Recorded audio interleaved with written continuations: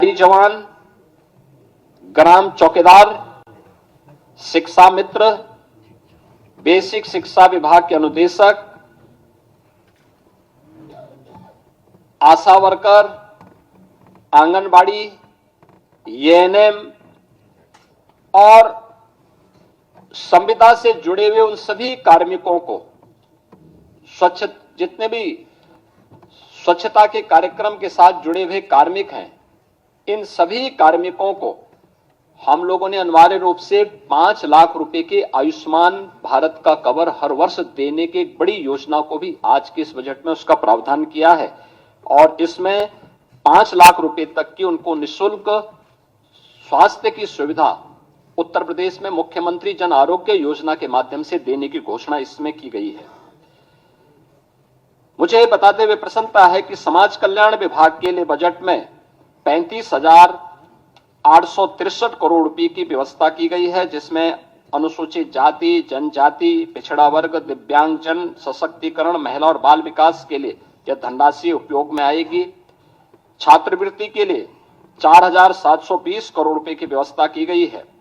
और निर्धन व्यक्तियों की पुत्रियों की शादी के लिए 900 करोड़ रुपए की व्यवस्था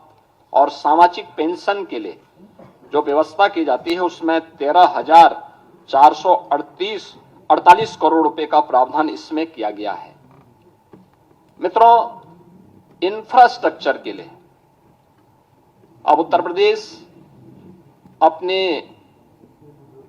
एक सुदृढ़ रेवेन्यू सरप्लस स्टेट के माध्यम से बीमारू राज्य नहीं है। डबल इंजन की सरकार ने 8 वर्ष में जो सामूहिक रूप से प्रयास आगे बढ़ाए थे, आज उसका परिणाम है कि हम भारत की डेवलपमेंट में ग्रोथ इंजन की भूमिका के रूप में एक प्रगतिशील राज्य के रूप में आगे बढ़े हैं।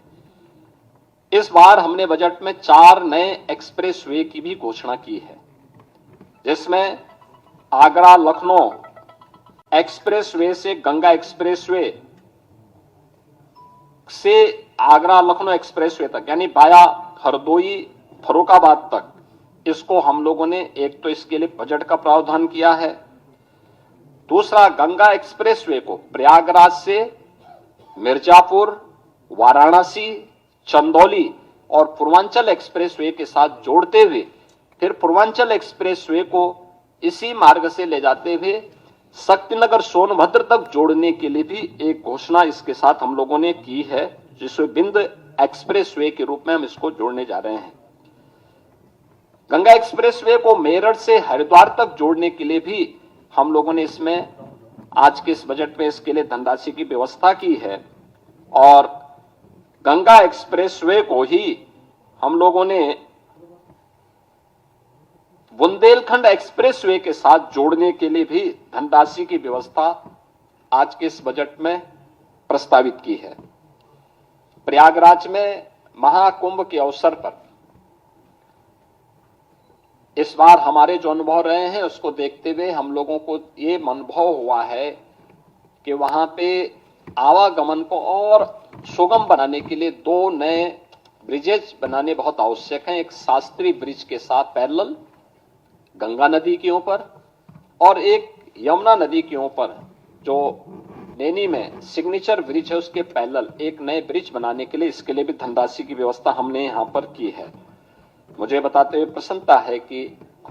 मॉडर्न टेक्नोलॉजी में लखनऊ को आर्टिफिशियल इंटेलिजेंस के एक केंद्र के रूप में, एक हब के रूप में विकसित करने के लिए भी धनराशि की व्यवस्था यहां पर की गई है। इसके अलावा प्रदेश के अंदर प्रत्येक मंडल स्तर पर प्रदेश सरकार ने एक कन्वेंशन सेंटर जो भी हमारे बनेंगे, जिसमें बड़े पैमाने पर हम लोग वहां के सार्वजनिक कार्यक्रमों को आयोजित कर सकेंगे, इनके निर्माण के लिए हम लोगों ने धनराशि का प्रावधान किया है और ये सभी नगर निगमों में, खासतौर पर प्रदेश के अंदर सभी नगर निगमों में और खासतौर पर उन नगर जो हमारे कमिश्नरी हेडक्वार्टर हैं उन पर पहले चरण में हम इसको करने जा रहे हैं। प्रत्येक ग्राम पंचायत में एक उत्सव भवन बनाने के कार्यक्रम को भी बजट में प्रावधान किया गया, जिसमें शादी ब्याह के हैं, कोई मांगलिक कार्यक्रम है, कोई सार्वजनिक कार्यक्रम ग्राम पंचायत स्तर पर करने हो, तो यह एक नई उपलब्धि ग्राम पंचायतों को उपलब्ध करवाई गई है। यह कार्यक्रम भी हम उसको आगे बढ़ाने के लिए, इस कार्यक्रम को भी हम उसके साथ जोड़ने जा रहे हैं। इससे रोजगार का भी सृजन होगा और ग्राम पंचायत को, उसी ग्राम पंचायत में तमाम प्रकार की सुविधाएं उसके माध्यम से मिलेंगी। मुझे बताते हुए प्रसन्नता है कि डबल इंजन सरकार के द्वारा प्रधानमंत्री मोदी जी के नेतृत्व में पिछले 8 वर्ष के अंदर प्रदेश के अंदर उठाए गए कदमों का परिणाम है कि उत्तर प्रदेश में 6 करोड़ लोगों को गरीबी रेखा से ऊपर उठ करके एक सामान्य जीवन यापन करने का एक सुगम मार्ग इस डबल इंजन सरकार ने प्रशस्त किया है। और इस बार गरीबी पर पूरी तरह उसका उन्मूलन करने के लिए सरकार ने, जो यूनियन बजट में भी अभी हाल ही में जो बजट प्रस्तुत किया गया, उस बजट की जो थीम है वह भी प्रधानमंत्री मोदी जी ने उसमें जो महत्वपूर्ण प्रावधान किए हैं वह वही एक की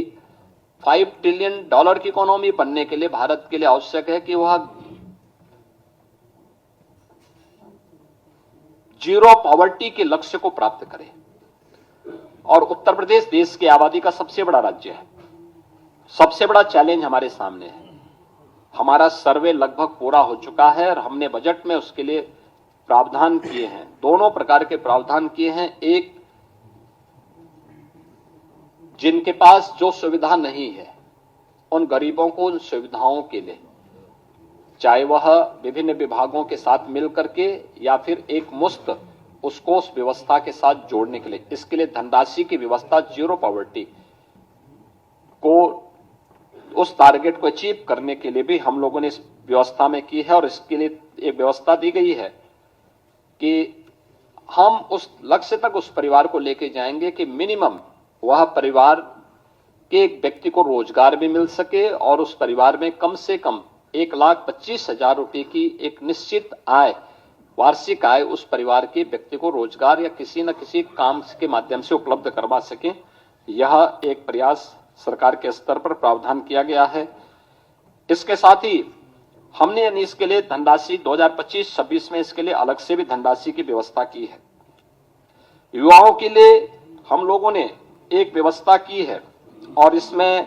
शिक्षा है, रोजगार है, उद्यमिता में सरकार की प्राथमिकता को आगे बढ़ाते हुए प्रदेश के हर जनपद में हम लोगों के द्वारा एक प्रावधान किया जा रहा है कि हर जनपद में हम एक डिस्ट्रिक्ट इकोनॉमिक जोन बना सकें, जो एक एम्प्लॉयमेंट जोन के रूप में कर सके। और ये एम्प्लॉयमेंट जोन भारत के, अखंड भारत के शिल्पी लौह पुरुष सरदार वल्लभ भाई पटेल के रूप में जाने जाएंगे, जो प्रदेश के युवाओं को उन्हीं के क्षेत्रों में वहीं पे रोजगार के साथ जोड़ने में भूमिका, और ये अलग अलग प्रकार के होंगे, खासतौर पर अलग अलग प्रकार के कार्यक्रमों के साथ जुड़ेंगे। कोई इकोनॉमिक जोन औद्योगिक विकास के लिए होगा, कोई एमएसएमई के लिए होगा, कोई टेक्सटाइल के लिए होगा, कोई एजुकेशन के लिए होगा, कोई हेल्थ के लिए होगा, अलग अलग। उसके लिए हम इन सभी जोन को उसके साथ विकसित करेंगे और उसमें एक सुविधा उसके साथ हम जोड़ने जा रहे हैं। इसके अलावा हम लोगों ने 10 जनपदों में इस बजट में एक प्रावधान किया है कि 10 जनपदों में हम लोग वस्त्र उद्योग के लिए, टेक्सटाइल पार्क के लिए निर्माण के कार्यक्रम को आगे बढ़ाएंगे। यह योजना हमारी समर्पित होगी संत कबीर के नाम पर। संत कबीर के नाम पर यह योजना उन जनपदों में वस्त्र उद्योग के लिए होगी। तो 2 जनपदों में राज्य सरकार 2 नए लेदर पार्क के निर्माण के कार्यक्रम को आगे बढ़ाएगी, जो योजना समर्पित होगी संत रविदास जी के नाम पे। इसके अलावा यह वर्ष समर्पित है पूर्व प्रधानमंत्री स्वर्गीय अटल बिहारी वाजपेयी जी की जन्म शताब्दी वर्ष के लिए। प्रदेश के अंदर हम लोगों ने नगरीय क्षेत्रों में पुस्तकालयों के निर्माण के कार्यक्रम को जो प्राथमिकता के आधार पर हम आगे बढ़ाने जा रहे हैं, उन कार्यक्रमों को इस बजट में हमने व्यवस्था भी की है। यह सभी अटल नगरीय क्षेत्रों में पुस्तकालय और उनके नाम पर ही ये डिजिटल लाइब्रेरी का निर्माण उन नगरीय क्षेत्रों में होने जा रहा है। इसके अलावा बजट में एक और चीज का प्रावधान किया गया है कि प्रदेश के अंदर आउटसोर्सिंग से जुड़े हुए जितने भी कार्मिक होंगे, उनके न्यूनतम मजदूरी को सुनिश्चित करने के लिए प्रदेश के अंदर हम लोगों ने एक व्यवस्था की है कि वह एक व्यवस्था के साथ हम लोग करने जा रहे हैं कि जिससे एक हम लोग प्रदेश के अंदर ही उस प्रकार की एक व्यवस्था करेंगे कि जिससे न्यूनतम पारिश्रमिक उन कार्मिकों को 16,000 से लेकर के 18,000 के दायरे में सीधे उनके अकाउंट में मिल सके। और इसके लिए एक निगम का गठन करने के बाद इस कार्यक्रम को सीधे राज्य सरकार अपने माध्यम से उसको संचालित करेगी। आउटसोर्सिंग की कोई भी कंपनी होगी, केवल सेवा के रूप में, आउटसोर्सर के रूप में जो शुल्क उसका होगा उसको राज्य सरकार अलग से अदा करेगी, लेकिन धनराशि ये पूरी की पूरी कार्मिक के खाते में जानी चाहिए। इस योजना के इसके साथ हम लोग जोड़ने जा रहे हैं।